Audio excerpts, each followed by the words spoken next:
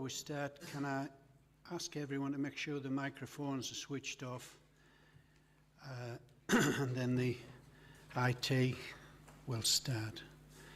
Thank you, we're good to go. Well, welcome to the County Planning Committee, taking place on Tuesday the 5th of July 2022. I'm Councillor George Richardson and I'm chairing today's meeting.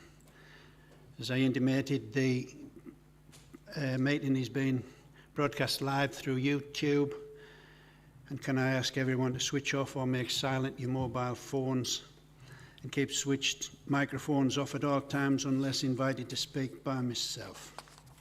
We have a number of officers with us this morning who will now ask to introduce themselves, starting with Ian Croft on my right.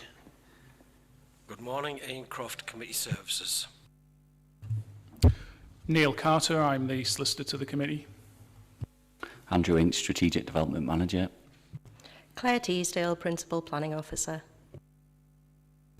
Chris Shield, Senior Planning Officer. Jarvis Robinson, Highways. Phil Harrison, Highways. That's everyone, thank you. Do we have any apologies for absence? Yes, Chair, we have an apology from Councillor Higgins. Any substitute members? No substitute members. Thank you. Any declarations of interest from anyone? Carl and Kevin, please.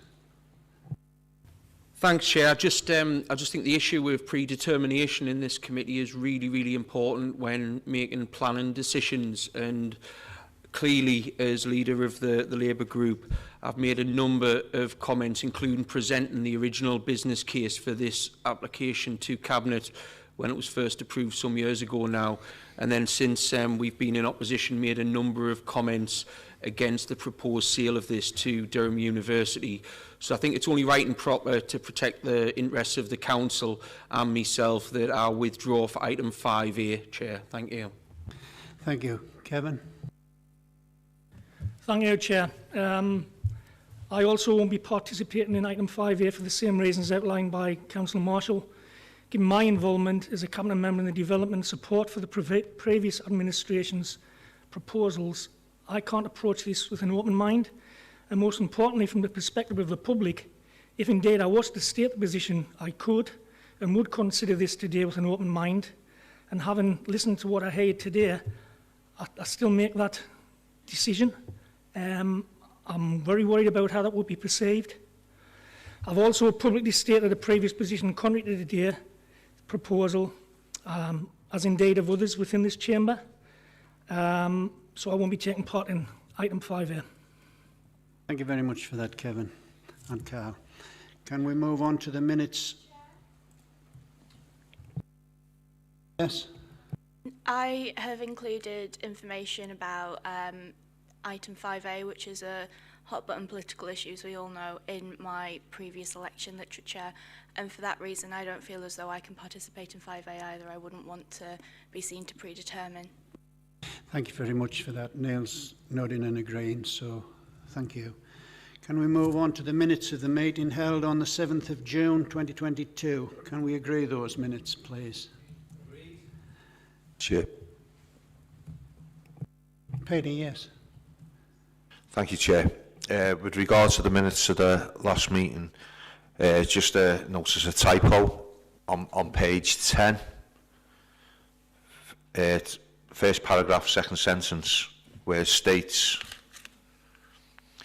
this was a brownfield site and he had received 2 representations on the proposal. The word 2 should read no. Okay, thank you. We'll get that amended. Thank you. So we can move on to the applications to be determined. First application is application 5A, the waterside building at Riverside. Change of use of office headquarters to higher education. And we have 2 registered speakers for this item. So you 3, are you going to withdraw? That's good. Thank you very much.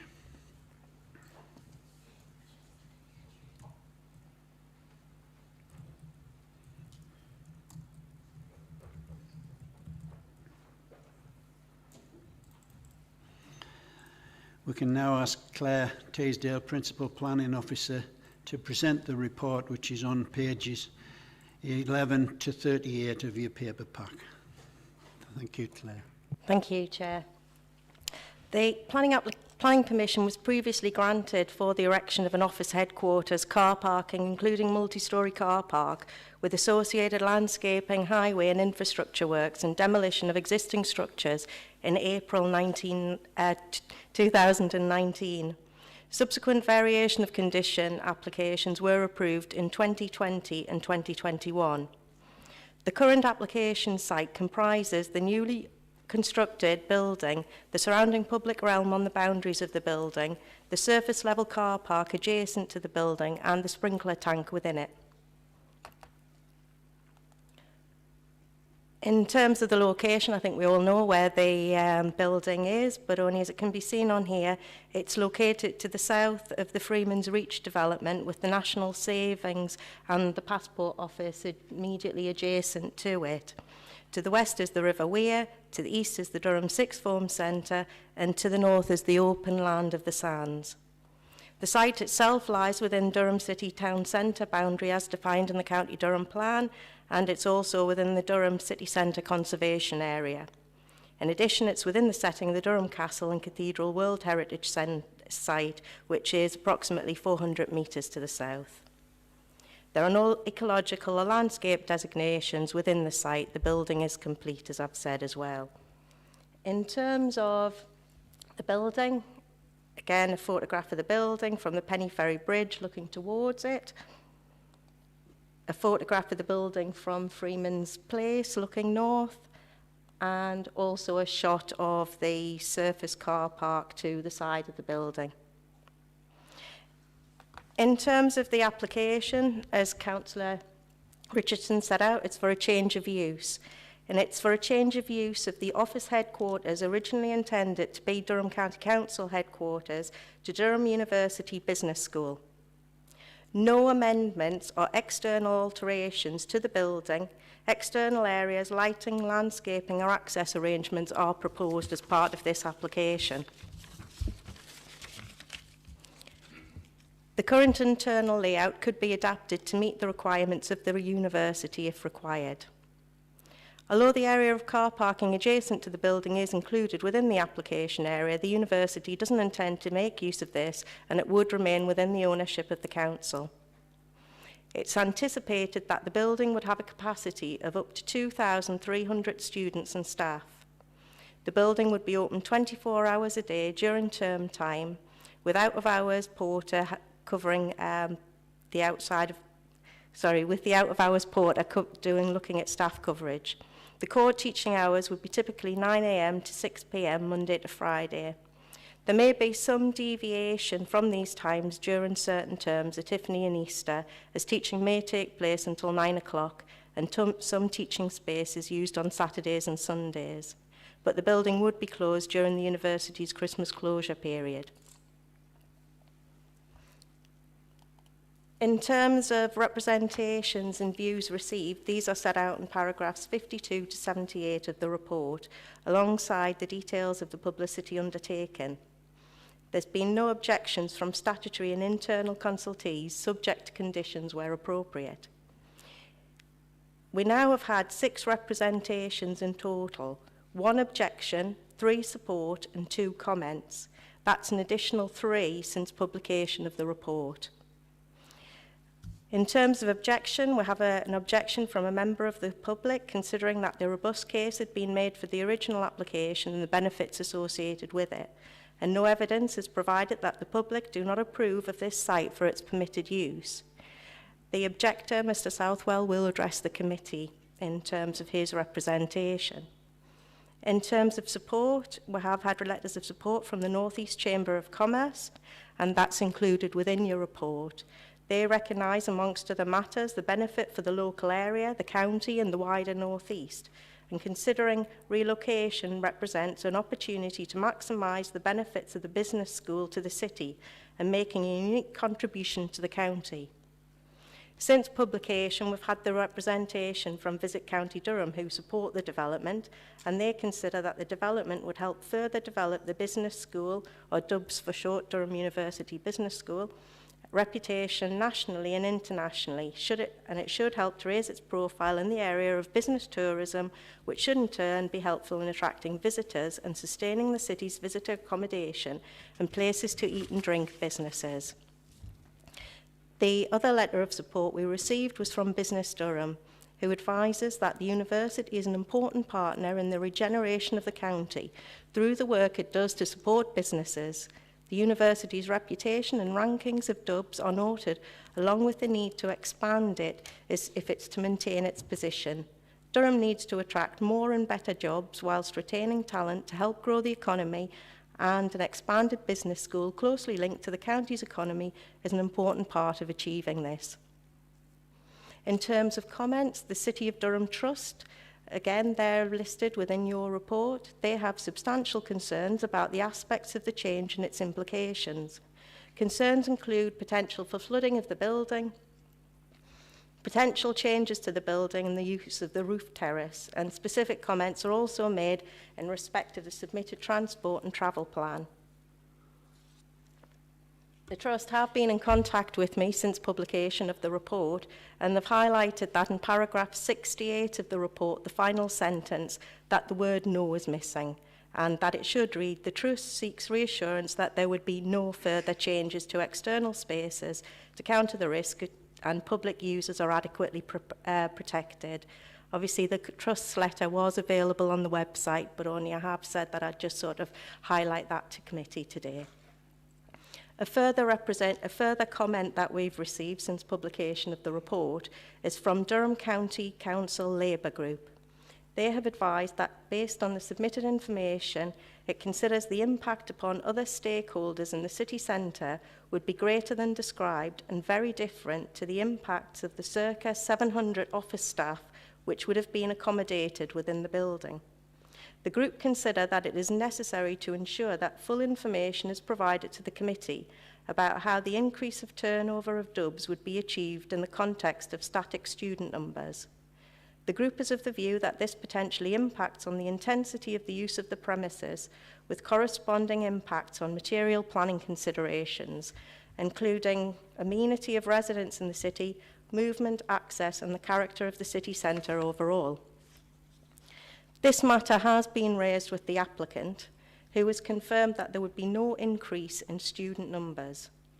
The increase in income, which is referred to in the letter from the Labour Group, would be as a result of anticipated migration to a different proportion of postgraduate international students relative to undergraduate students who would attract a premium fee. In addition, the capacity of the building is for 2,300, and it's unlikely that it would be at capacity continually. It's therefore considered that there has been a robust assessment carried out in terms of the impact of this proposal. Sorry, I hadn't changed the slide, but as I say, I've read out the comments of the Labour Group. I'll just leave that for a second so you can read, but as I say, I've read that verbatim.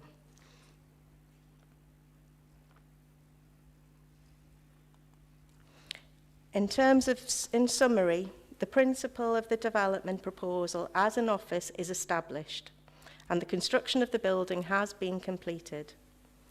This application is for a change of use of the building to a higher education establishment with no external alterations.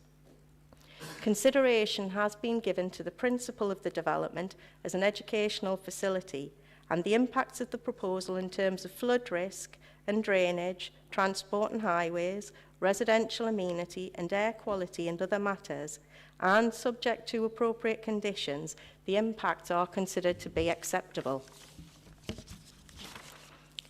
The proposal would satisfy Durham University's aspiration for a new business school within an accessible city centre location and would use approved floor space. Associated socio-economic benefits would benefit the university, County Durham and the wider North East. The proposal has generated limited public interest, with representations weighed alongside other responses, including those of statutory consultees that have raised no objections. Whilst mindful of the public representations, it is considered that these are not sufficient to outweigh the planning judgment in favour of the proposed development. And it's considered that the proposed development accords with relevant policies of the County Durham Plan, the Durham City Neighbourhood Plan, and relevant sections of the NPPF. I therefore recommend that the application be approved, subject to the conditions set out in the report. Thank you. Thank you, Claire. Now we have no local members registered to speak, so it's straight over to the objector, Dennis Southall, who is well known to some of us. You will have 5 minutes, Dennis, and Ian will let you know when you've got 1 minute remaining. Thank you. Thank you, Mr. Chairman. Before I do speak in objection, could I ask you to defer this meeting because it's one of the most important planning meetings, county planning meetings, that this council has ever held. There's one person who has put in apologies. There's 3 people who have left. That's 4 of this committee. Substitutes, I'm not blaming you or the legal people, but substitutes should have been approached. We are on YouTube, I'm led to believe. It never used to happen in my day, but the point is, it's got to be seen to be open and transparent. And for 4 people of this committee not to have a vote is totally out of order. Could I ask you to take legal advice? Then I'll switch my mic off before I speak.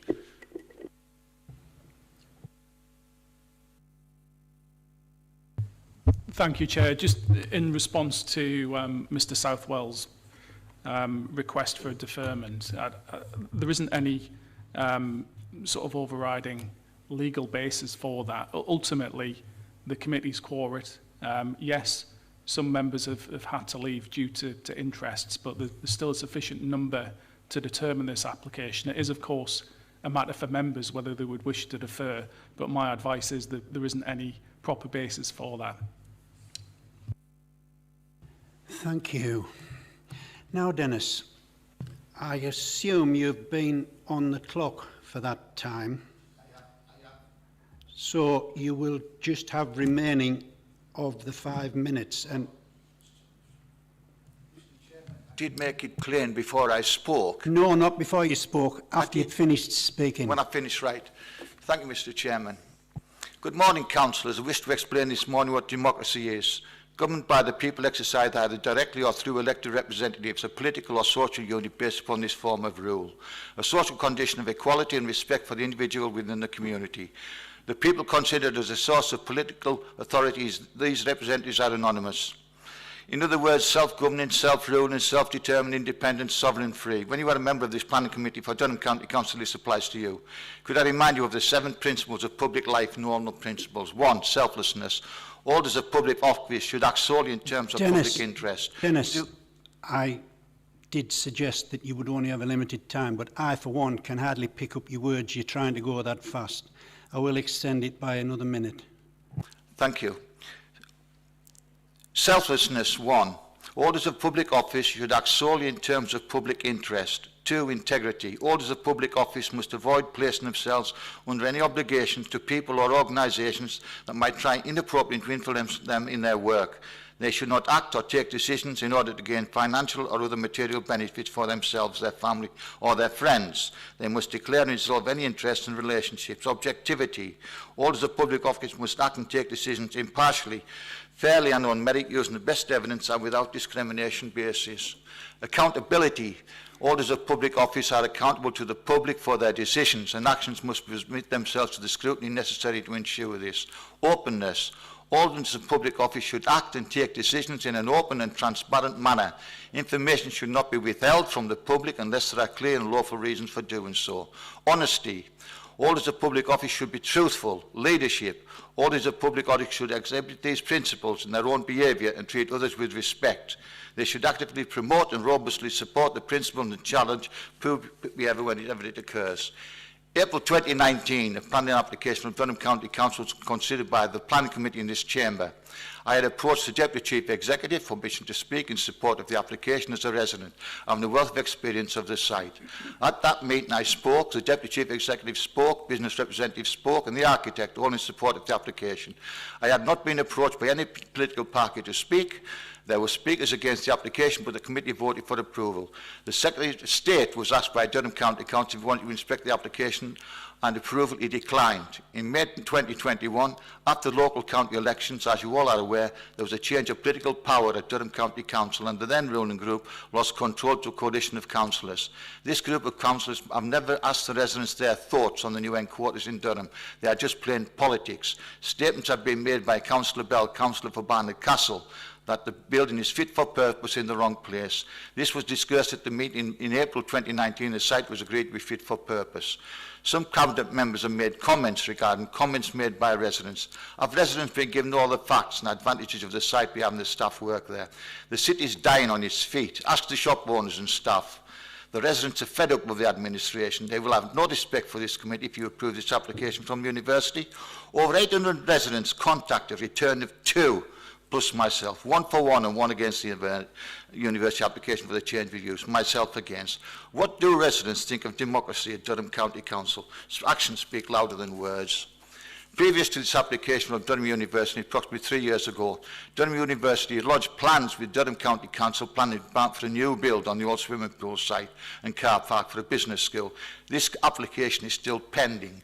Their application today cherry picks what they want from what was approved in April 2019. They state they do not require planning permission for internal alteration. Could I suggest it will be dismantled? What about the students and staff?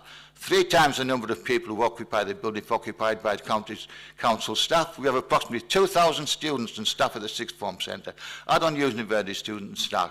Add on the passport office staff. Add on the residents who visit the passport office. The numbers will exceed 5,000 a day. This application is weak in content. Don't forget the majority of these students and staff have to get across the city. Have you walked the site from the city centre? Nothing has changed with the application for the new build for Durham County Council that stands at Durham, apart from a late application regarding common land, which has been approved. The building and car park are complete. Reject this change of use application. Send a message to the rural administration.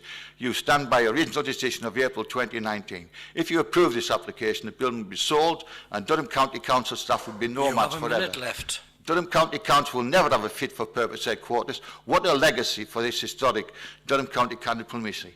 If you do not refuse this application, the redevelopment vehicle heads could be put back 3 years. What about employment?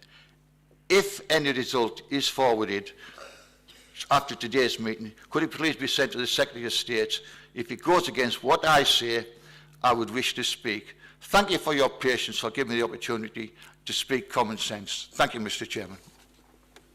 Thank you, Dennis, for your opinion. We'll now move on to the applicant. And we've got Professor O'Malley. Can you address the committee, please? You'll have the same 5 minutes, please. Thank you. Good morning, Chair and members. My name is Professor Claire O'Malley, and I'm the Pro-Vice-Chancellor Global at Durham University. Thank you for the opportunity to speak to you today in support of the application before you for the relocation of Durham University Business School from Mill Hill Lane to the Sands. I hope that members will agree that Durham University is a jewel in the crown of County Durham, of which we can all be proud. It is the 3rd oldest university in England, with the 200th anniversary coming up in 2032. It's a global, world-class university with over 120 countries represented amongst our students and staff. And it is Durham's university, supporting local jobs, young people, schools and businesses. Our latest reliable independent study found that the university is worth 400 million to the County Durham economy every year. It supports nearly 7,000 local jobs. Now that's based on 2014-15 figures, so we know it'll be worth significantly more than that now. In addition, our staff and students are active in the local community, giving 35,000 hours a year in volunteering in support of charities and good causes. Durham University Business School is central to the university's success, and it's playing a key role in the regeneration of our county. It is world ranked. It is in the top 50 business schools in Europe and has 38,000 alumni in 140 countries. These are all ambassadors for County Durham in businesses worldwide. The business school is currently worth 83 million a year to County Durham and supports around 600 jobs. We're looking to relocate the business school to the Sands area to provide an attractive work and study environment for our academics and students, and importantly, to attract leading business partners. The application site has a great location, close to transport hubs and the city centre.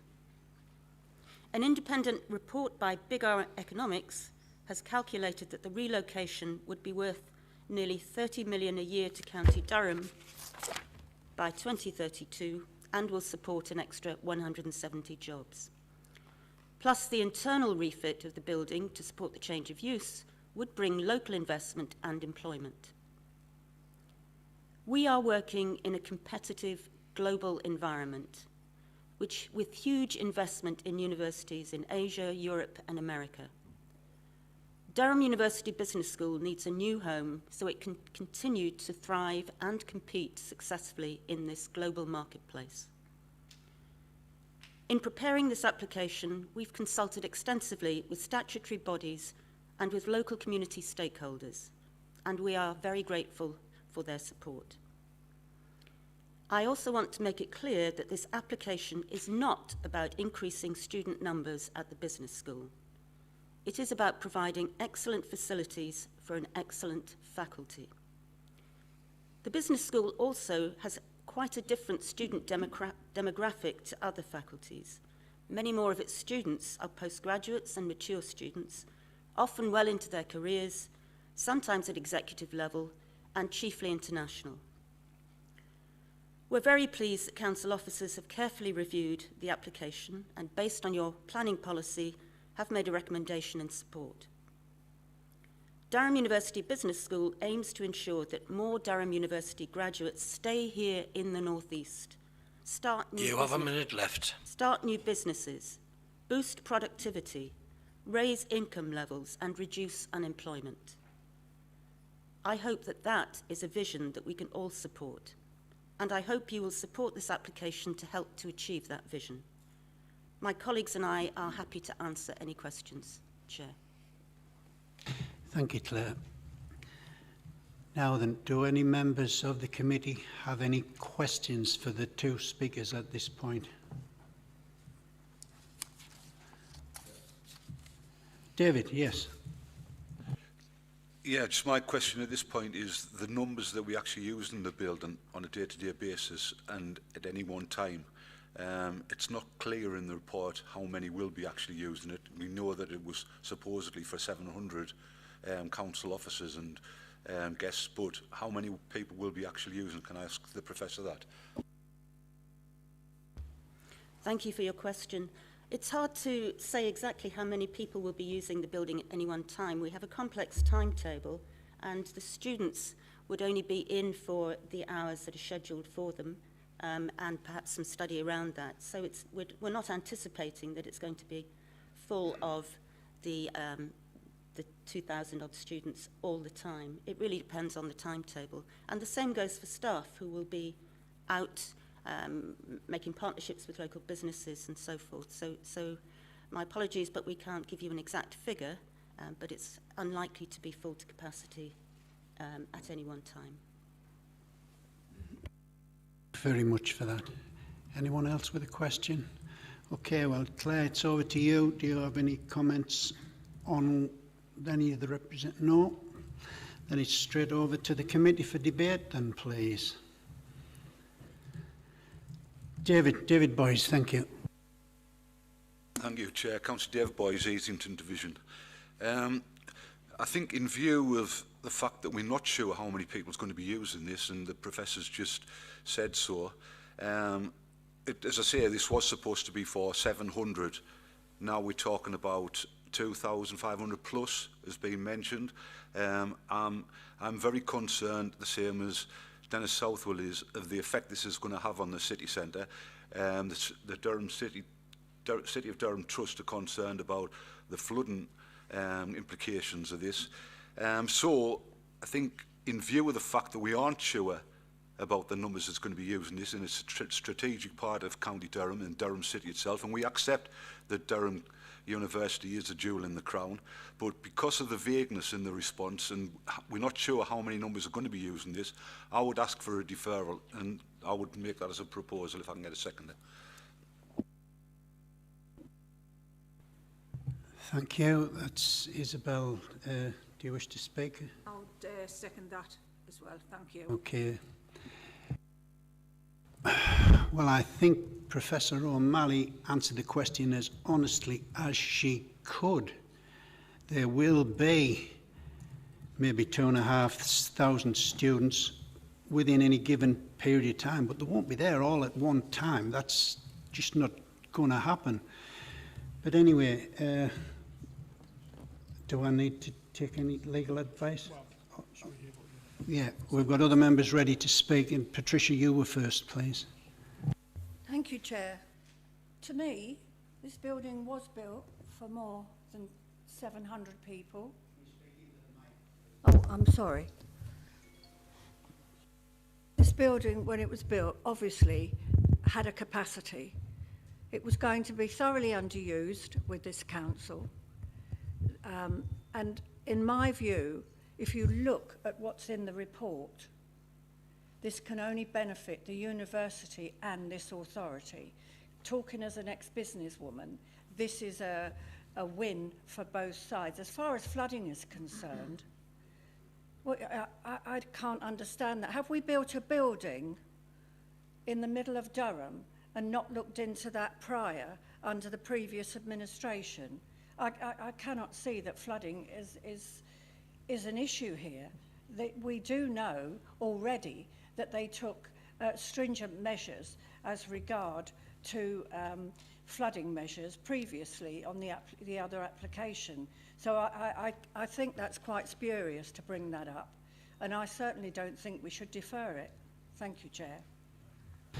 Thank you. I had a few hands up. Craig, was yours one of them? Thank you, Chair.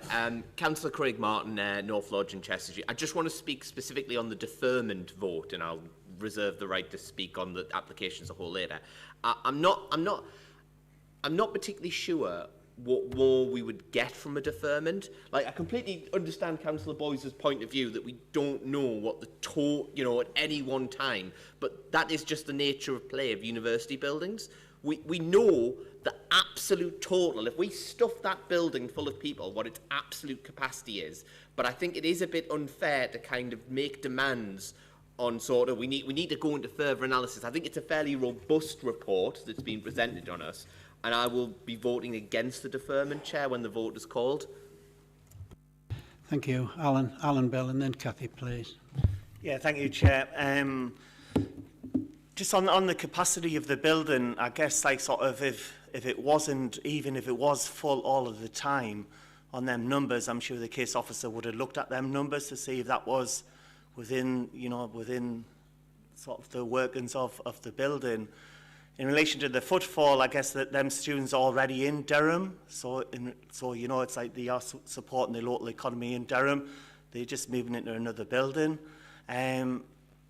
I think one of the big pluses on this is, like, putting aside whether whether it should have been for the county council or whether it should be for the university. The application is the application what is before us today. One of the big pluses is the lesser use on the motor vehicles going up Providence Row. That's a big sort of win, I think, for this application. And for that reason, I would like to move the officer's recommendation for approval. Thank you, Chair. Thank you, Alan. Cathy, over to you. Cathy Hunt, please. To be fair, everything I wanted to say has already been said, so I would like to second to go straight to approval. Thank you. Thank you. Do we have anyone else wishing to speak? So I'll just ask Neil, what's the best move next? Thank you, Chair. So we've got two separate motions here. We've got one for deferment and then one for approval. I think before we discuss or take a vote on the deferment, I would like to just understand exactly what the purpose of that is. So I know it's been said that we would want further and better information as to the numbers of students that would be in the building at any one time. I think the concerns I have about that are twofold, and I'll pass over to the planning officer in a moment. But the first concern is whether actually any better information could be provided in that respect. You know, we know the capacity of the building in terms of its maximum number of students. The applicant's already stated that it's going to be very difficult to predict exactly how many students would be there at any given time. So I'm not convinced that we would actually be able to get any better information in that regard. Secondly, the other issue is, well, even if we had that information, would it make any difference? You know, the office has assessed the application on the basis of the maximum number of students that could be present. She's recommending it for approval. So unless that particular piece of information is going to make any difference to the assessment of the planning merits, I don't see the necessity for a deferment here. But I'm happy to pass over to the planning officer if she wants to make any further comments before that motion's put to the vote. I'd just like to say that, you know, the application has been quite clear in terms of the capacity of the number of students that's expected. That's been out to consultation, and we have assessed the worst case scenario. In terms of flooding, again, that's been looked at. The Environment Agency has no objections to the application. Thank you. At this point, I've got a word of censure, really. It's for you, Fraser Tinsley. You are an observer at this meeting, and you approached a committee member, no doubt to coach, as you are a local town planner, I understand. If it happens again, I'll ask you to leave. Thank you. Which do we take first now? The deferment first. All those in favour of deferment? All those against deferment? Thank you. Now, thank you, Chair. So the deferment motion's been lost, so it's now over to the vote for the motion to approve in accordance with the officer recommendation. All those in favour of the officer's recommendation?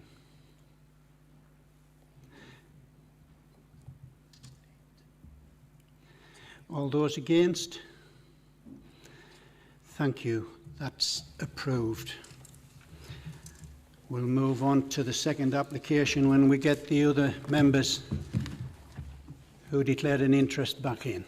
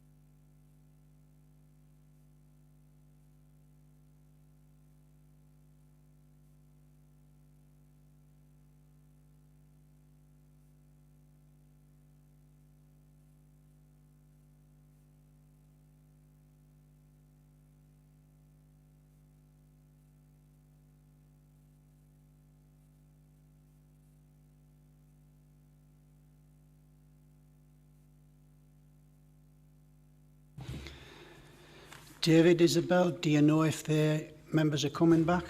I've just spoken to them. And are they coming back? They're just coming. David. David, I've just invited them back in. They're coming. They're coming now, yeah.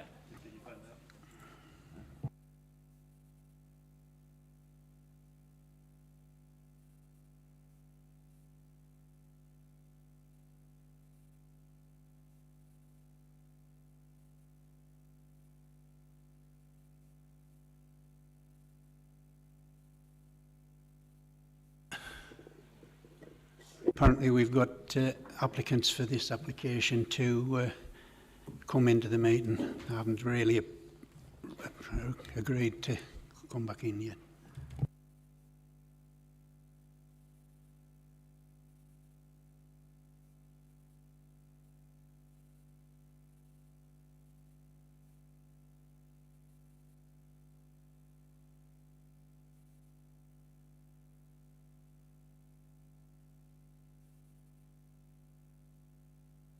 If we're waiting, I've got 2 official speakers for the next application and a lady. I'm looking at you. Is that you by any chance? No. Okay, thank you.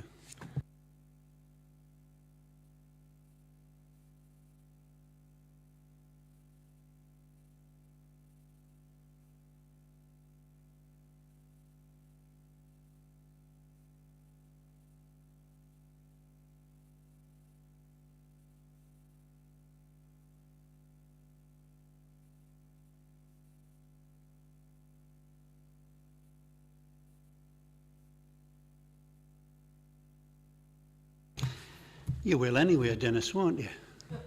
What can I do for you? Thank you, Mr. Chairman. I did ask, as part of my presentation, that the previous application which has been approved could be referred to the Secretary of State. Is there any reason why that wouldn't be the case? Because for the original application, it was. And I did say in my presentation, I would like to speak to the Secretary of State. What is the outcome of the decision by the committee, please? Thank you, Chair. The application doesn't meet any of the criteria for referral to the Secretary of State, so it's not a matter for committee members. You know, had Mr. Southwell spoken to the Secretary of State in advance, had we had a holding direction, for example, pending any consideration of call-in, then that would be a different matter, but we haven't. So this, as far as I'm concerned, this matter has been determined. The application's been determined, and there was no basis for call-in, as far as I'm concerned. Thank you for that, Neil. We'll move on to the second, which is land at Croup Hill, south of Beaconside Farm, Broad Oaks, Merton.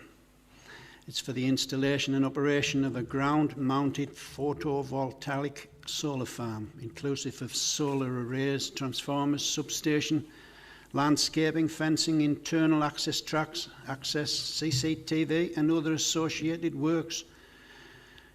So it's over to you, Chris.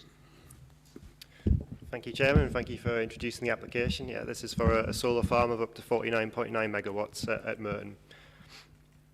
Moving to the first slide, this shows the site location outlined in a red line, and the access is from South Hetton via a private track. That's the first option. If there is a potential for the site also to be accessed from the Jade Business Park, subject to permission, which would be the preferred route, but there is the alternative.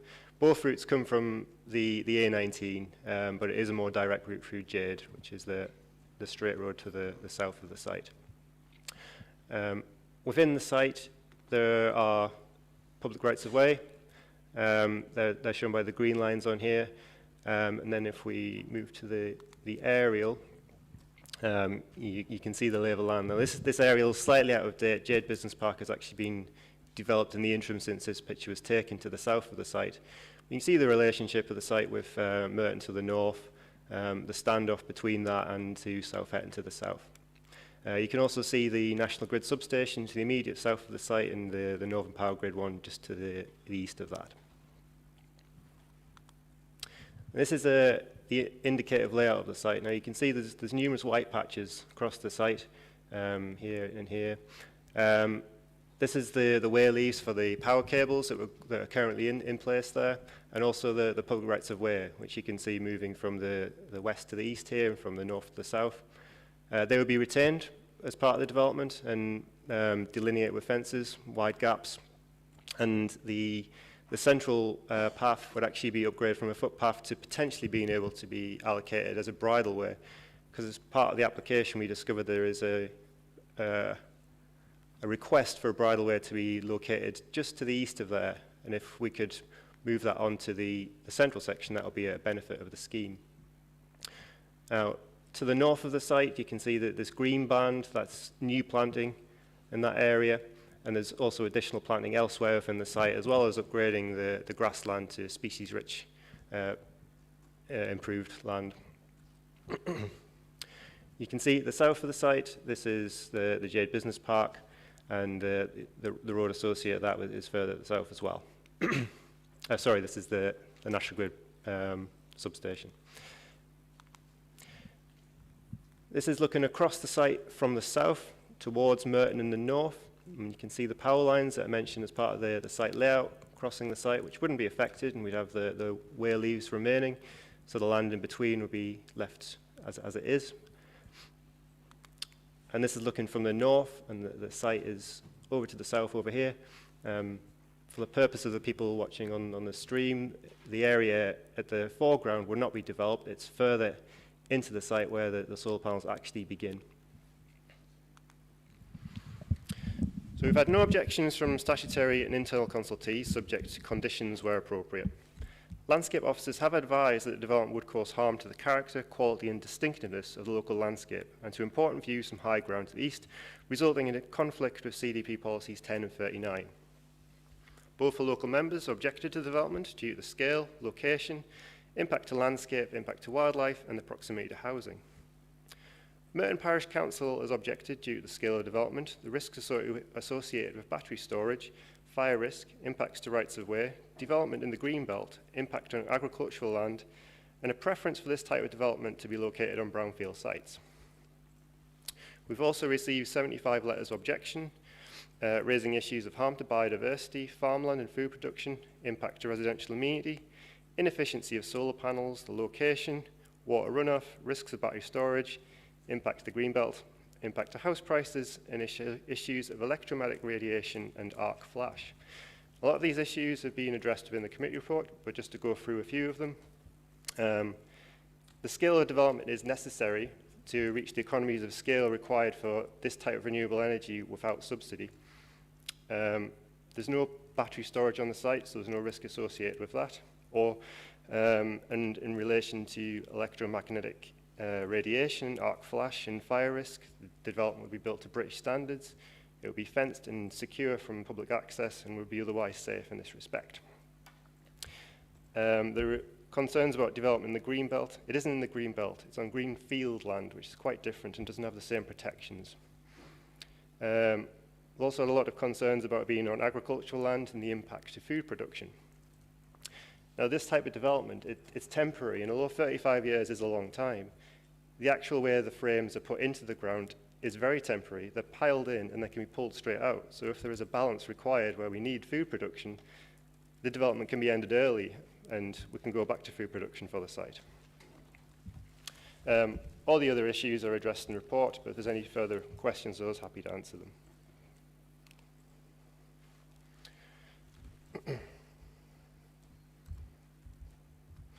So in summary, this is the provision of a significant renewable energy source providing clean energy to over 13,800 homes, reducing dependence on fossil fuel power stations with additional employment benefit, as well as biodiversity and landscape improvements. Although changes have been made to the proposed solar farm during the course of the consideration of the application, it would still constitute development in the countryside, resulting in landscape harm, sufficient to conflict with CDP policies 10 and 39. All the material considerations have been taken into account in the determination of the solar farm application and found to be acceptable. Whilst it accepted that the proposed solar farm would have an impact to the landscape, it is considered that the benefits of the development in terms of energy supply and security, support for renewable energy, biodiversity enhancement and job creation would outweigh the harm in accordance with CD policy 33. The proposals have generated some public interest, and concerns expressed regarding the proposals have been taken into account and carefully balanced against the scheme's wider social, economic and public benefits. The proposed development is considered to broadly accord with the relevant policies in the County Durham Plan and relevant sections of the NPPF. Thank you. Thank you very much, Chris. Now I've actually got 7 registered speakers if everyone is available to speak, but can we start with Mr. Paul Penman from the Parish Council, please? You'll have no restriction on time, but I would hope you could keep to 5 minutes. Yes, I'll keep it as brief as I can, Chair. Thank you. As long as I go through my points.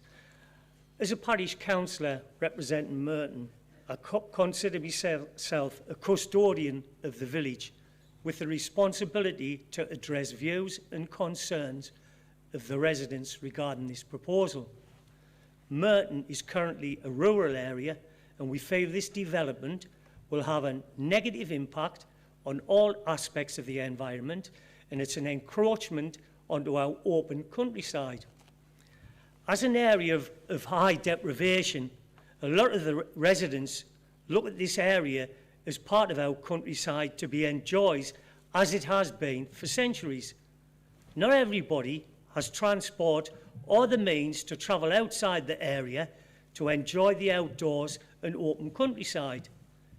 The size of this proposal, 100 acres, is very overwhelming in relation to the size of the village. It sits on cultivated, undulating land.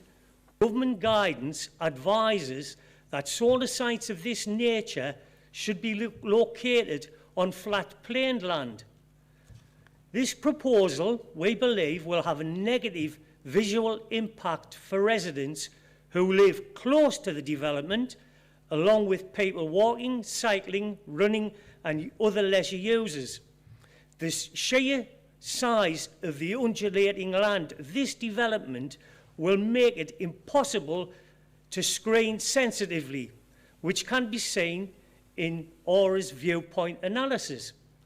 The development, as we've heard, will sit upon a network of public rights-of-way, and residents who use these footpaths will be subjected to at least half a mile of tunnelled fenced walkways whilst running, walking and cycling. Upon consultation with some of the walkers, especially women, these have advised that they would not walk alone through these enclosed fenced areas for fear of crime and the closed-in feeling. We feel some residents will lose the recreational amenity due to these concerns raised. This can lead to an effect of mental, physical and well-being to the residents in the village. Research has informed us that there is a risk of panels coming loose, blowing off due to high winds, which is now common due to climate change. Examples can be found in the Teesside area, the Fox Cover area in Seaham. This puts the nearby public and property at risk of damage and injury. There have also been incidents in these developments of fire, which can lead to toxic smoke, which can lead to the endangerment of all aspects of life in the surrounding areas.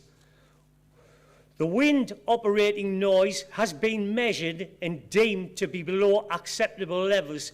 However, wind noise has not been taken into consideration, and we feel this could be a nuisance to residents. This agricultural land has been cultivated over the years, producing crops for the food chain. This development would change the land use at a time where there is a world crisis on food supplies. This land has been graded as ACL3, which sits between moderate and good quality. Aura have advised us that this is poor land. We reject that overwhelmingly. We feel as a parish council that this proposed commercial development is driven by financial gain and for Aura and the landowner, with disregard for the residents of Merton and the land and amenity users. Residents in the village should have a say in the shape of the village and its surrounding. National Planning Policy Guidance advises that meeting energy needs and targets should not be used to justify the wrong development in the wrong place. We feel the wrong piece of jigsaw is getting forced into a space it does not fit. I hope consideration is given to our concerns by this planning committee in regards to the visual impact, the loss of an amenity and the health and safety issues whilst deciding the outcome of this proposal. Thank you, Mr. Chairman. Thank you very much, Mr. Penman. Well done. I've got the two local members registered to speak, Robert Adcock Foster and Julie Griffiths. I don't know who's going first. I guess it's just alphabetical on my sheet, so it's you first, Robert. Thank you. Thank you, Chair. Councillor Robert Adcock Foster, member for Merton and Duntley Dale.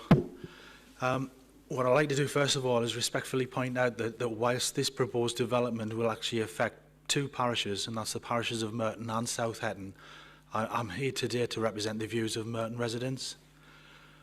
From initial consultation briefings and site meetings to the actual submission of the planning application, I've had a keen interest in this proposal. I support renewable energy and recognise the carbon reduction targets set by Durham. However, having taken the time to view the site from all angles, I've concluded a development of this size will cause significant harm to the character, quality and distinctiveness of our landscape. This is echoed by officers stating in the short term harm would be caused to the intrinsic character and beauty of the landscape. So how would planning mitigate this harm in the medium term? Are we therefore to conclude there would be limited but not unacceptable harm to the character and beauty of the existing countryside in accordance with the County Durham Plan Policy 10? What is mitigate the harm caused to some degree? How is this measured? How long is the medium term? To effectively screen the area, given the steep incline, it would require forest trees to be planted that can take decades to grow and screen. Mitigating this harm, the applicant proposed additional planting and the protection and enhancement of hedgerows within the development site in accordance with the requirements of County Durham Plan Policy 40. Notwithstanding this, however, it's considered that the proposal would be in conflict with County Durham Plan Policy 39 and Part 15 of the National Planning Policy Framework. How will planting hedgerows screen the panels given the steep incline? The panels will be clearly visible from many properties in the village and will not only turn unspoiled countryside into a mass of glaring glass, but turn vital agricultural land into an industrial site. Those people living next to the site would experience landscape harm as a constant rather than a passing impact. This planning application contravenes several of the guidelines set out by the government, not least to avoid development on sloping, undulating sites to minimise visual impact, something that this north-facing development would go against. The fact the development is on such a gradient would cause great difficulties in any screening attempts. DC landscape officers report considered the proposals would cause unacceptable harm to the character and quality of the landscape. However, it's considered this harm would reduce over time. So who's considered this harm would reduce over time, and how long is that predicted to be? I also have concerns about the access to the site and the potential disruption caused by high volume of HGVs. Should the access be from the A19 and through Jade Business Park, as has been mentioned previously, what effect will this have upon the businesses sited there and the future developments of Phase 2 and Phase 3? Merton also already has problems with the volume of speed of traffic along the B1285, which also has load restrictions. In regards to the volume of traffic, anyone who's visited Dalton Park on a busy day, particularly on a bank holiday, we can see traffic backed up right onto the A19. Now, if we have HGVs working on those particular days or the busy weekend days, then surely that's an issue of road safety. The development would cause unacceptable landscape harm in conflict with policies 10 and 39 of the County Durham Plan, but it's considered the benefits of the proposal outweigh the harm. How can a development which directly conflicts with CDP policies be acceptable? Noting that the adverse impact is outweighed by benefit, what is the difference between this site and similar applications who have been turned down recently? In conclusion, there are a number of factors which must be considered by the committee, not limited to the development of undulating land, the huge impact on landscape with the loss of visual and social amenity, the close proximity to housing, and the impact upon wildlife. The government's 10-point plan for a green industrial revolution points to a plan for offshore wind energy to be sufficient for all the country's household demand by 2030. This policy itself severely weakens the case for solar farms. It is my firm opinion that the magnitude and scale of this particular development should not be cited in its proposed location. Sites such as Merton, with its adverse visual impact, an impact which cannot be mitigated, and an impact that will blight the amenity of current and future generations, should be refused. I therefore ask the committee to refuse this application. Thank you. Thank you, Robert. It's over to Julie Griffiths, your co-partner. Thank you. Thank you, Chair. Councillor Julie Griffiths, member of Merton and Dale. Members were invited on a site visit yesterday. I hope you were able to take the opportunity to witness the beautiful landscape we have in offer at Merton. Merton residents treasure our countryside.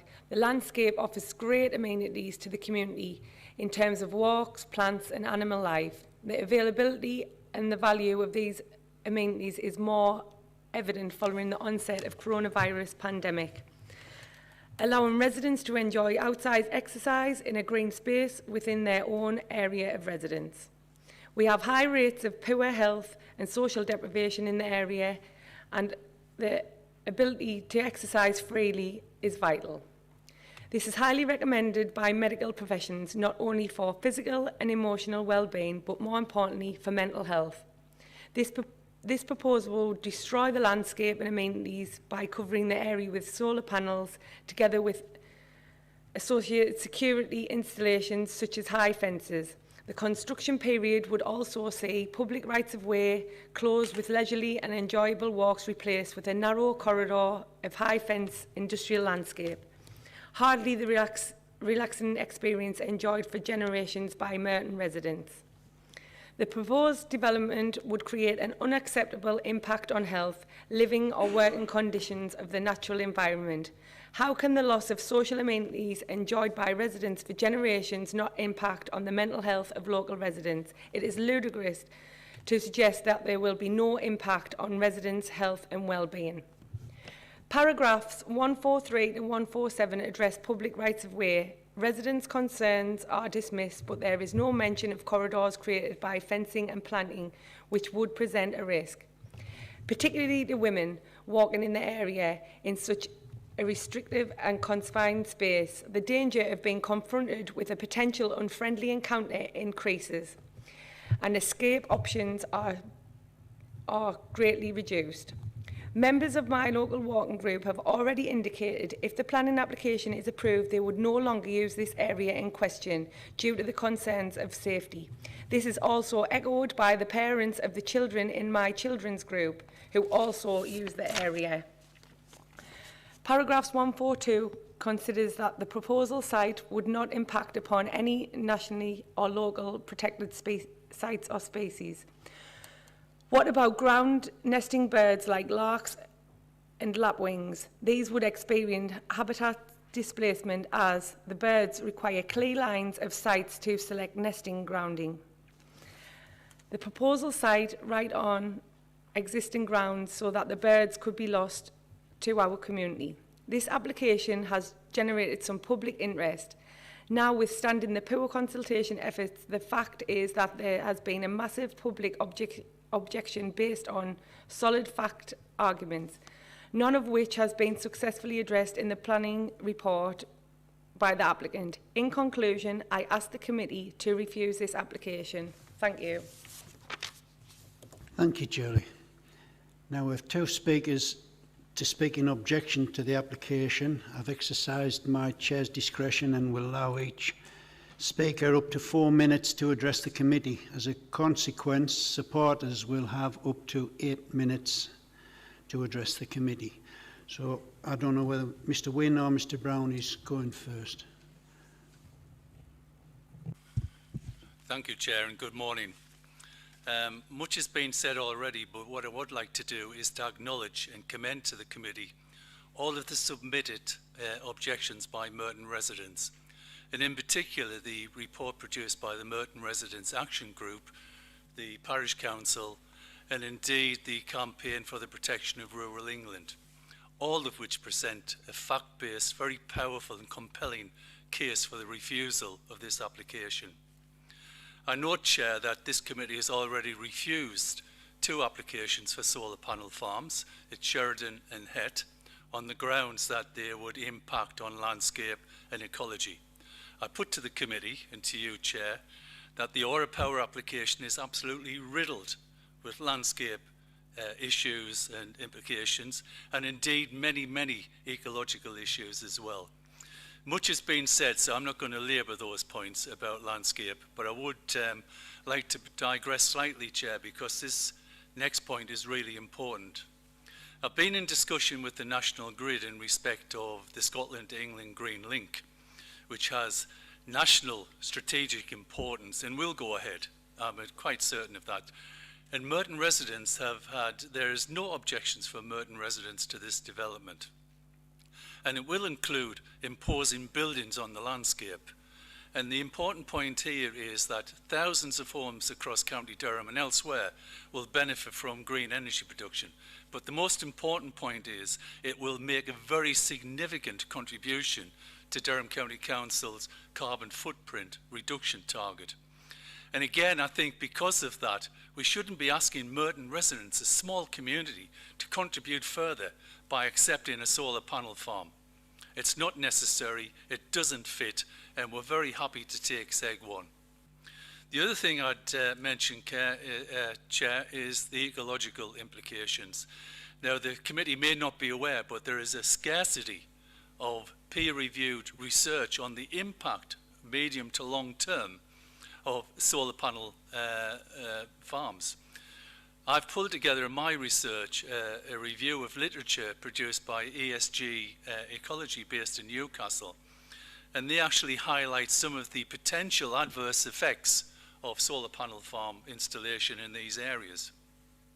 And it's already been mentioned, but the one example that stands out for me is the one of skylarks and lapwings, which are very prevalent in that area, and we look forward to seeing them as we walk. I mean, Aura Power maintains that nesting sites will be incorporated or accommodated within the confines of the solar panel arrays, thus avoiding bird habitat displacement. Now, I would take issue with that, Chair, because my research tells me very clearly, as pointed out by Councillor Griffiths, is that these ground nesting birds require a very clear line of sight in order to select You have a minute left. Site. With the installation of solar panel arrays, that will be taken away from these birds, and there is a real danger. In fact, I'm quite certain we will lose these precious birds.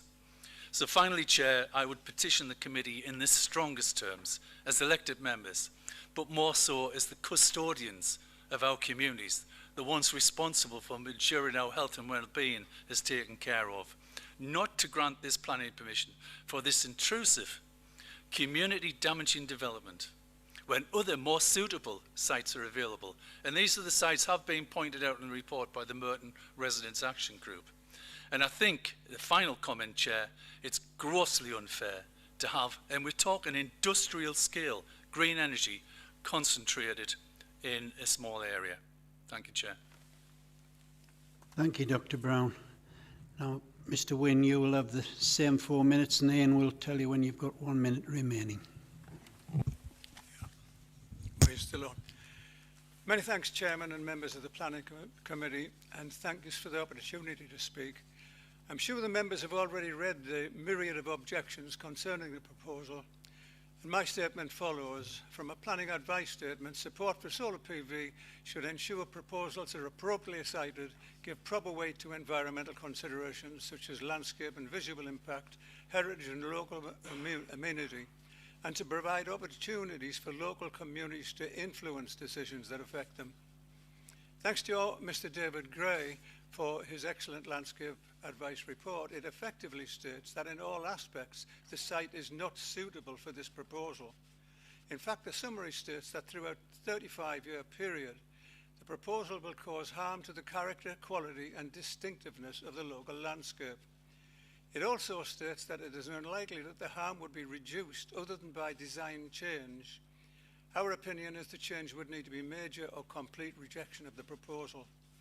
It further states that the application would conflict with CDP policies 39, 10 and 40, and that alone should be enough to reject this proposal. Increase in wind noise and acceleration from an already windy terrain. No desk-based report can come close to what we know and experience living in this already windy landscape. My experience as a yachtsman completing many transatlantic passages and dealing with force 10 and tropical storms would make me perhaps more qualified to comment on wind strength and damage during gales that hit our landscape this winter. And no desk-based job could possibly come close. We've seen solar arrays suffering major damage during the past northerly gales and on protected sites that are south or flat-facing. There isn't a way to shelter panels visually or from the elements on this proposed site because there's absolutely no way to protect the panels with trees, hedging or natural landscape. The location is wrong in every aspect and only benefits the developer. This is our valuable in-the-village green space, which should be grossly and adversely affected for generations and would effectively turn us into an industrial landscape from which we thankfully just moved on from. During Prime Minister's question time last week, James Gray cited Ukraine and World Food Storage and identified the use of productive agricultural land in the UK for solar farms as disgraceful, and that there was an agreement on both sides of the House that there should be fewer solar farms and battery storage solutions, and agriculture and food production increased. He also said that the notion that solar farms can be good for biodiversity is complete nonsense. He said that the right approach would be to copy other parts of the world, solar panels on every factory roof, massive areas in town centres, etc. Clearly, it costs more, and it's all about money and complete disregard for the affected communities. Query: if this application is approved and later historically identifiable and potential accidents were to happen, who would the residents turn to for compensation in the event of damage, personal trauma, long-term health issues or death as a result of creating an untested, long-term, misplaced industrial environment so close to our residential and recreational area when alternative, less intrusive sites are available? Please reject this in favour of communities who will suffer the consequences. Thank you, Chairman. Thank you very much, Mr. Wynne. Now, speaking on behalf of the supporters stroke applicants, I've got Mr. Feitenby, Chris Feitenby and Chloe Hood. You will have 8 minutes. Can I ask, do you both intend to speak? Okay, you'll have 4 minutes each, or if you go over, the second person will have slightly less. And Ian will let you know when the 7 minutes gone. Thank you. Thank you, Chair, and good morning, everybody. My name is Chris Feitenby, and I'm the Development Manager at Aura Power. Our company's mission is to tackle the climate crisis, enhance the natural environment, and provide benefits to communities that live near our solar farms. We have worked closely with your planning officer, Chris Shields, with statutory consultees and the local community to produce a planning application which we believe complies fully with local and national planning policy. This has been confirmed by your officers and technical consultees who have raised no objections to our proposals. Durham County Council has the laudable ambition to cut carbon emissions by 80% by 2030 and be carbon neutral by 2045. Our solar farm will make an important contribution to help achieve these goals. It will generate enough clean electricity to power 17,000 homes and save over 15,000 tonnes of carbon dioxide a year compared to electricity generated by gas. It will therefore help tackle the climate crisis. Importantly, it will also help boost the UK's energy security and contribute to our energy independence. The recent hike in gas prices due to the Ukraine war means that 40% of our homes are facing fuel poverty this winter. Solar energy is the cheapest new form of power generation. It is free from subsidies and is helping to reduce energy prices for everyone. The key requirement for any solar farm is a connection to the electricity grid. And indeed, we have secured a grid connection at Hawthorne Pit substation immediately to the south of the proposed solar farm. Grid capacity is becoming increasingly finite, so we really hope that we will be granted this opportunity to produce green electricity here. There are also already 7 power transmission lines crossing the site. Indeed, as you'll be aware, this area has been associated with energy production for generations. Now, as the UK moves away from fossil fuels to a brighter, renewable future, our project has been designed to bring many benefits to the local area. We have consulted extensively with the local community and taken their feedback into account in the site design process.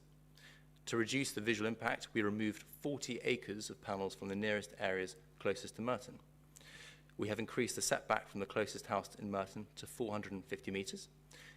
This means that it is almost half a kilometre from the nearest houses. We have added more tree belts and new hedges to improve screening as well. The new planting will include semi-mature and fast-growing species for immediate impact. The development is entirely on grade 3B land, meaning it is of lower agricultural quality. Areas of grade 2 land were deliberately excluded from the development. It will therefore not result in the loss of any best and most versatile land in line with planning policy. Furthermore, it will use just 0.03% of County Durham's total agricultural land while providing numerous other benefits. Sheep will be able to graze under and around the panels, so the land continues to contribute to food production.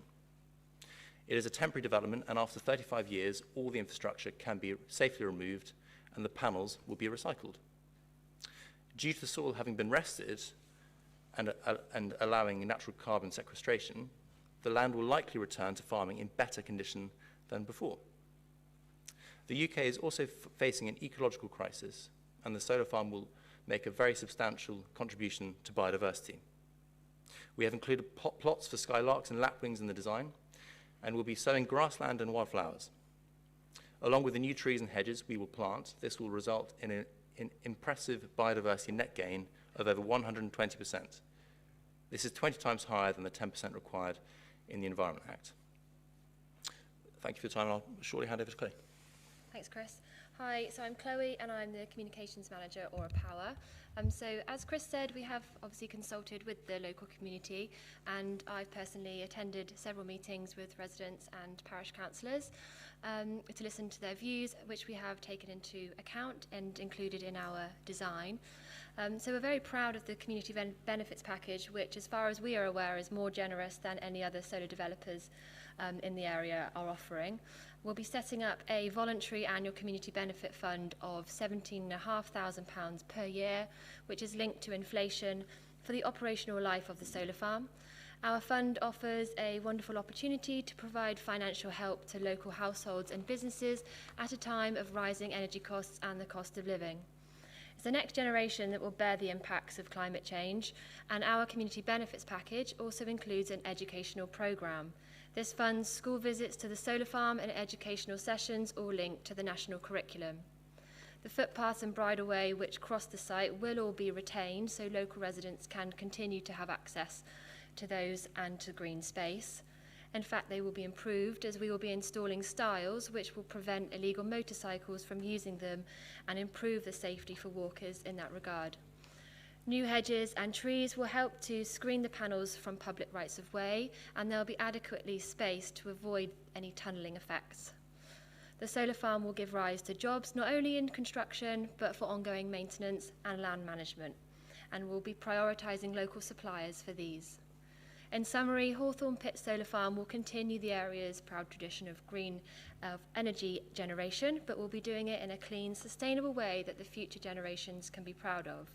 The solar farm will be an example of multiple land use, providing multiple benefits.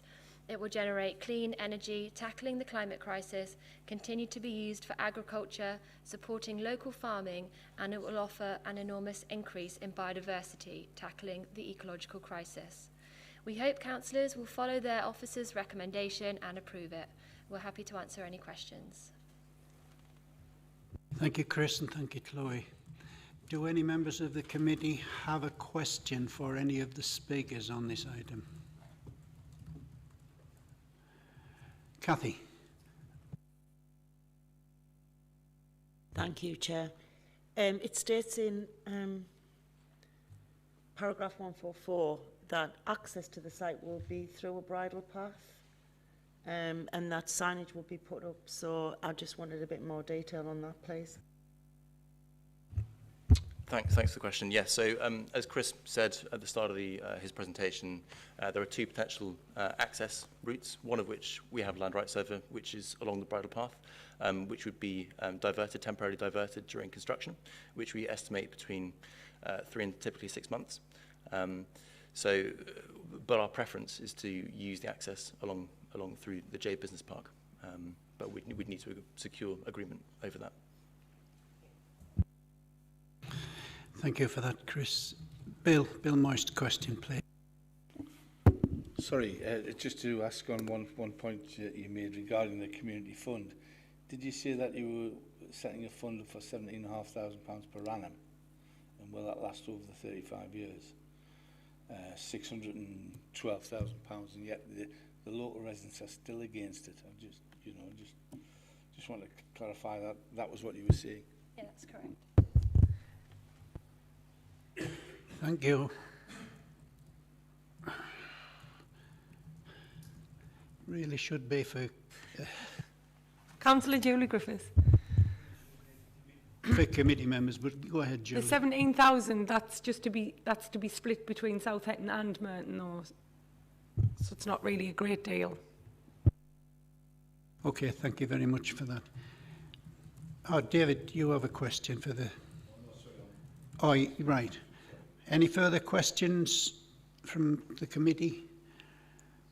Chris, do you want to come back on anything? Chris Shales coming back. Thank you, Chairman. Yeah, well, we'll start from the end here with Councillor Hunt. The access road, yes, it's a bridleway, but it's also suitable for traffic at the moment for the people who use that. So it's not just making a path suitable for cars. They already use it for that use. There's been some questions about safety of the site, particularly around the solar panels. In determining planning applications, we shouldn't take a risk-based approach to that, and we should assume that the solar panels will be installed correctly and built to British standards where appropriate. And we're considering the land use of the site, not whether it's going to be safe in the future. Notwithstanding that, I'm sure the site will take responsibility for how they're constructing their safety in the future. There was mention of the National Grid project. This is an application we are currently considering, the Scotland to England link. This would bring renewable energy from Scotland to England via a connection point in Durham, but it wouldn't generate renewable energy itself. It would import from elsewhere, so it's not really adding to our targets or green energy production in Durham. It's just bringing it from Scotland. And then another question we had was, how can development be acceptable if it conflicts with CDP policies? So this development, we've noted in the report that it would conflict with CDP policies 10 and 39. Now, it conflicts with policy 10 purely because it conflicts with policy 39. So looking at 39, that's because it has landscape harm. A lot of things have landscape harm, but within that policy, there's a caveat that if the benefits override that harm, then it doesn't have to be a refusal on that basis. Now, as part of the report, you'll see we've drawn the conclusion that the benefits do override that harm, and that's the balance that you're going to have to consider. But that is how you can approve a development which does conflict with CDB policy. Thank you. We're now over to the committee, and David, you can go first. I'm assuming this adjoins your ward, does it? Yeah, it does, Chair. It's my ward's just to the east of this area, and I am very, very familiar with this particular area. In fact, I've walked up and down there many a times, and it is a fantastic area to go walking and see the landscape and the birds that's there. I don't think anybody in here is against renewable energies. I think it's great that the North East is going to be the vanguard of new renewable technology. I don't think anybody's got a problem with that. I think the problem is this is a massive site in the most populated part of County Durham. we've rehearsed many, many times about the loss of agricultural land. And in fact, the last committee meeting there was an application, a similar application to that, and I think you spoke very eloquently at that, Chair, yourself. And I'm not going to rehearse and go over the things that the members have just said. They were very eloquent in their objections, and the Parish Council was on the objectors were as well. I think my main concern is that this is the wrong development at the wrong site. We've got an abundance of sites throughout County Durham that are more suitable than this one, and so for that reason I won't be going with the officer's recommendation. I'll be opposing this particular development. Thank you for that, David. Patricia Joplin and then Cathy Hunt, please. Thank you, Chair. As you know, I've said in the past, I find these applications really difficult to weigh up the environment situation and the residents' concerns. That there is an issue that I do have with these applications that are coming. They are so enormous. This is on somebody's doorstep, and I find it really difficult to justify when the officer says that the benefits outweigh the negatives. That's his opinion. It does affect the residents in a big way, and the fact that it's raised up, I have a real issue with this one, and I'm going to find it difficult to approve this application. Thank you. It's over to Cathy Hunt next. Cathy, you were on the site visit. We'll be listening with. Thank you, Chair. First of all, I'd like to say that I'd like to acknowledge that the applicant has moved the site back and tried to come to some, arrangement with that. However, having been on the site visit, having visited the site, it does have a massive impact on the landscape, and it doesn't matter what mitigation they try to put in for that. It's not gonna work. And so I'm going to second Councillor Boyce as not approving this application. Thank you. Peter Malloy, please.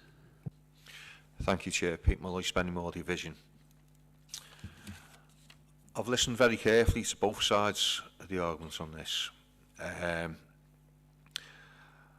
And I've also compared it to the previous application that we rejected in Thinford. And I think the location of this one is worse than the previous location at Thinford. And as in it's more, this application is more populated, the lay of the land. I've took on board the issues over female safety. I've also took on board the wildlife concerns as well. And I don't believe this development does outweigh the harm, especially to the landscape and the local wildlife. And I will also be voting against this application to do with CDP 10 and 39, and also taking into consideration 40 and the NPPF 15. Thank you, Chair. Thank you, Peter. Alan Bell, please. Yeah, thank you, Chairman. Yeah, again as well, I also have similar concerns to what's being echoed around the chamber here. I think the harm, the harm on the landscape is enormous, and the loss of agricultural land. And as David says, it's a good scheme, but in the wrong place. And I think also, as always, I always say in this chamber, we must also take note. Obviously, it's down to plan policy, but we also must listen to the locals. And they've came out and forced today. The two local members, the parish councillors, and they've all spoke with passion. And there's a long list of objectors there, 75 objections, and that we have to take them on board alongside the sort of the harm which this application is bringing. Thank you, Mr. Chairman. Thank you very much, Alan. Bill Moist, and then Isabella, please. Thank you, Chair. Bill Moist, Councillor for Chelsea Street. I have a problem with all these applications. I'd make a plea to the developers to perhaps put more work into the selection of sites. I'm not an expert, but every time it's look for brownfield sites, look for sites that are more suitable. It's obvious from the locals, and I have actually been out to the site myself, it's more or less impossible to shield the impact. I just feel like more could be done to select better sites, brownfield sites. I have a great problem being against a scheme that is going to reduce the carbon footprint, produce electricity for between 13,800 to 17,000 homes. I should be voting for this, but there's just not enough work being done for me on this to satisfy my concerns. Benefits outweigh the harm? Yes, perhaps globally. Locally, absolutely not. Global warming is a problem. It's what's producing the winds that we're talking about as well. We have to start taking on green energy sources like wind farms, like solar farms, but they have to be the right ones for me. And with this, I have to go with the objectives. To pull the site back 450 metres sounds a long way, but it's not very far on your sight line. And the loss of agricultural land, the previous application wasn't as good land. So this to me is worse than the last application that we refused. So I'd be against it as well. Thank you, Chair. Thank you, Bill. Now over to Isabella. You were on the site visit. Yes, I was on the site visit yesterday, and it's absolutely massive scale. We did ask about the suggested landscape cover, and I know it would take 10 years for it to be fully grown, and it would still not cover it. They said it would still be seen. So as I'm against it. I mean, I went with an open mind yesterday. I've read the documents that's on here today, and I'm sure, no, I can't say this is going to go ahead, in my opinion, and I will go vote against it. Thank you, Isabella. Thank you. Maura, and then Carl. Thank you, Chair. I think this is quite a tough one because I care very deeply about the climate crisis, but at the same time, having listened to a lot of the representations today, I'm left questioning just how far the developers actually went to engage with the community on the site before they put all the work together to put the application in. I think a bit more engagement at the beginning of the process for this and other developers could have come up with a better scheme that would have put the community's issues at rest much more readily. And I think that should be a lesson to anyone who wants to build a solar farm of any kind in County Durham. Talk to the community first and try and find a way around the issues that they have. At the same time, the overwhelming focus of the National Plan and Policy Framework, to which we all have to adhere legally, is economic development and sustainable economic development. And in my view, there is no more sustainable economic development than sustainable energy.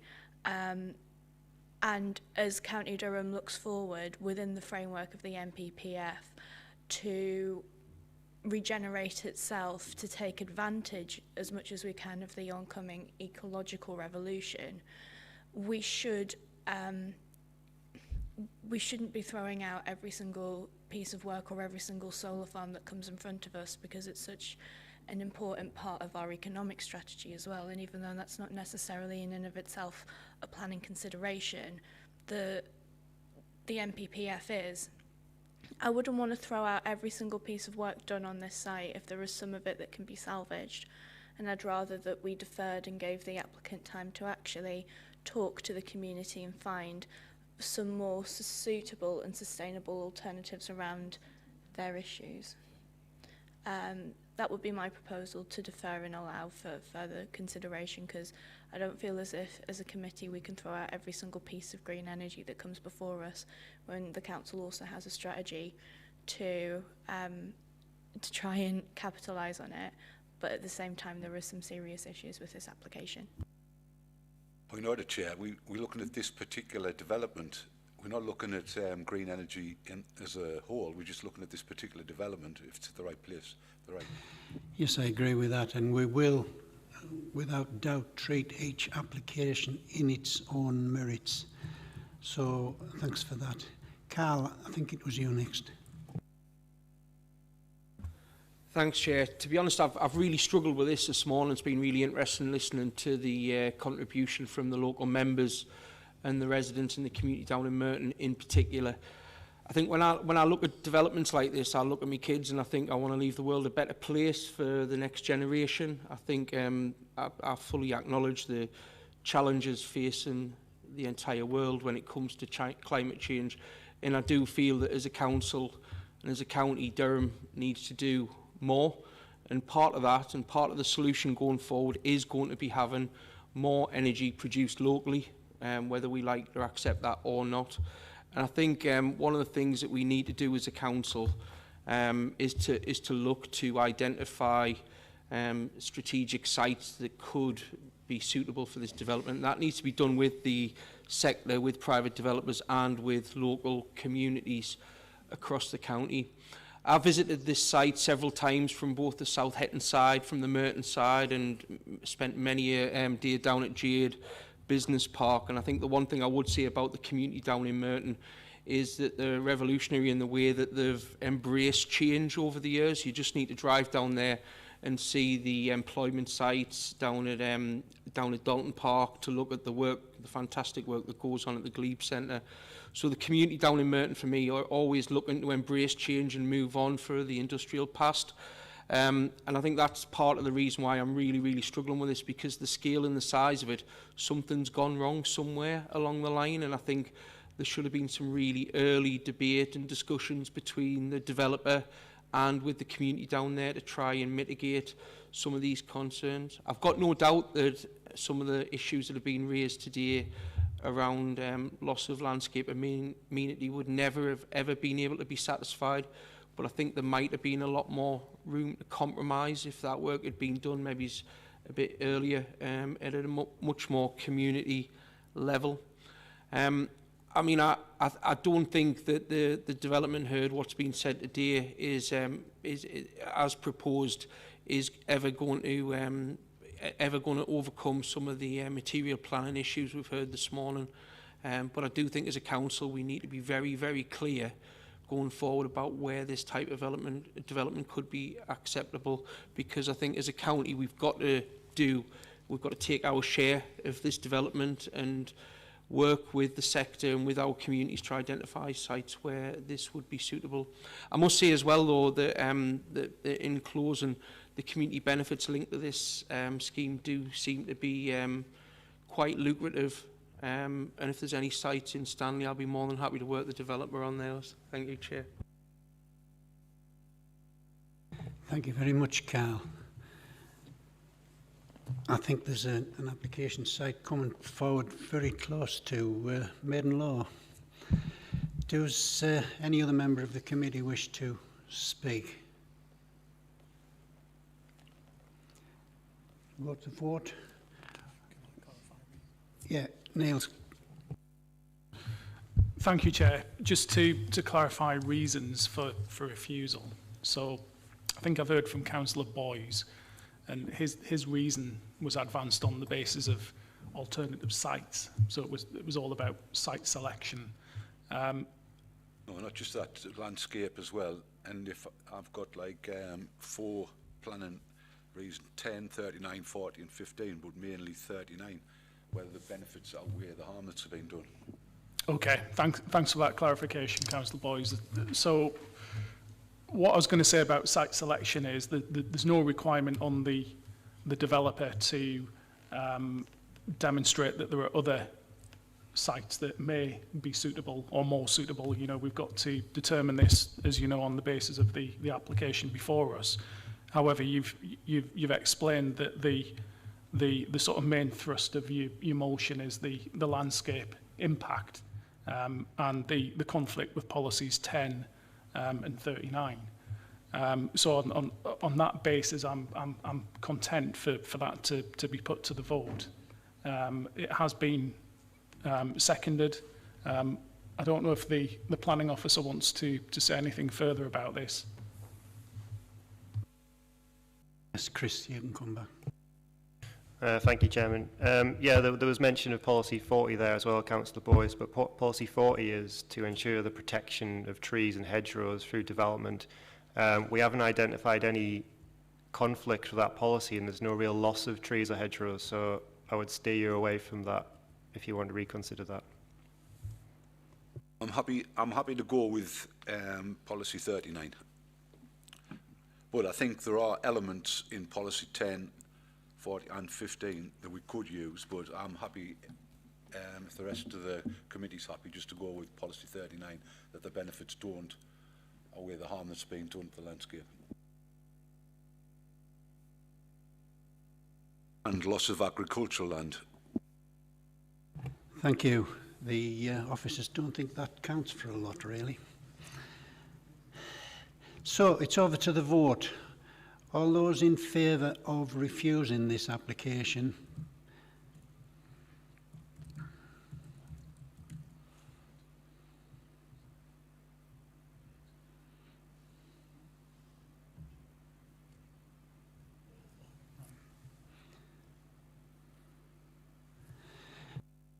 Thank you. All those against this application? Any abstentions, please? Yes, please. Excuse me, Chair. Sorry, just clarify. You've just said there, all those against this application. All those in favour of refusal? Sorry, you've just said when... Right. Yeah, sorry, just seeking clarification against that. It's just got a bit confused a bit then. Right, well, I hope it wasn't me. Anyway, that application is refused. So I think that concludes today's business. Thank you for your attendance. If you'll just sit still a minute until the lads give me a thumbs up.